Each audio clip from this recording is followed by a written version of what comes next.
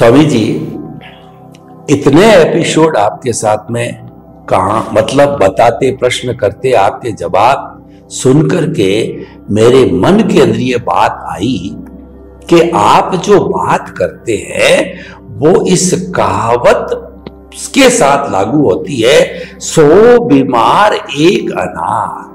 यानी ऐसा कहा जाता है अनार का जूस इतना पावरफुल होता है कि 100 जो बीमारियों के अंदर भी दिया जाए तो भी वो स्वस्थ हो जाता है। यानी आपके कहने का अर्थ यह है कि जो हमारा धार्मिक सामाजिक जीवन है उसके ऊपर आध्यात्मिक जीवन है, उसको अपना लो तो ये तो ऑटोमेटिकली अपने आप बोनस के रूप में आपके ठीक हो जाएगा।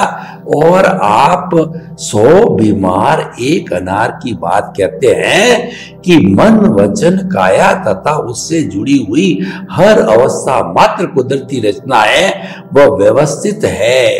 यानी कि आप तो कुदरती रचना को देखना प्रारंभ कर लो तो आपका ये जीवन तो सुखी होगा, आगे का भी होगा। तो स्वामी जी, मेरे मन में ये आया कि जो व्यक्ति जो जीवन भर घटित होता है, जो कुदरती रचना देखता है मात्र, वह सन्यासी है और उस कुदरती रचना को देख करके कुदरत के कानून को तोड़ता है।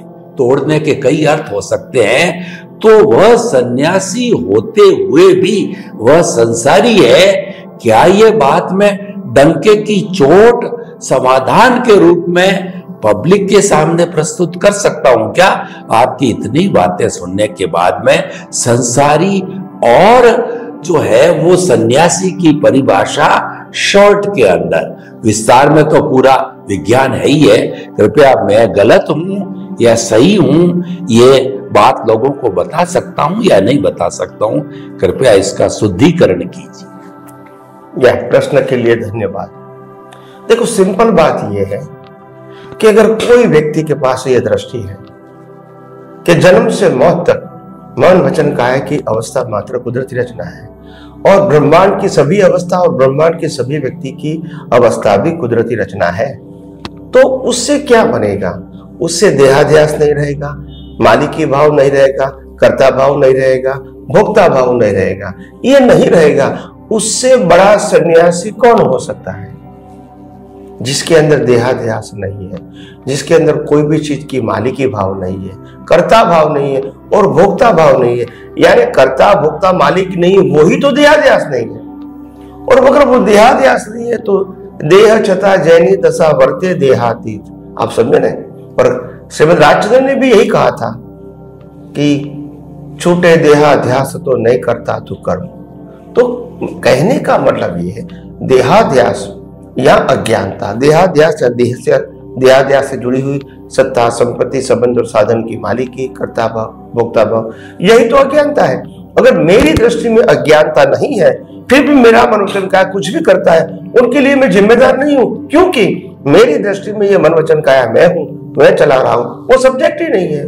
तो आइए हम अगले एपिसोड में और आध्यात्म विज्ञान की बात करते रहेंगे। स्वामी जी, आपका बहुत बहुत धन्यवाद। बड़ा सुंदर समाधान दिया। देहाध्यास और अपने खुद की अनुभूति करना, ये दो रास्ते हैं। जो खुद की अनुभूति में रहता है, जो कुदरती रचना को देखता रहता है, कुदरत को समर्पित रहता है, वो सन्यासी है। और देहाध्यास के अंदर जो रहता है, जो आपने सारा विस्तार से बताया कि मालिकी भाव, मोहनीय कर्म, सारी चीजें जो है उसमें आपने बताई, तो बहुत ही सुंदर परिभाषा दी है। इसका पालन करें तो हम धन्य धन्य कृत्य कृत्य हो सकते हैं। स्वामी जी समस्त श्रोताओं के प्रति की तरफ से आपके प्रति धन्यवाद, साधुवाद करते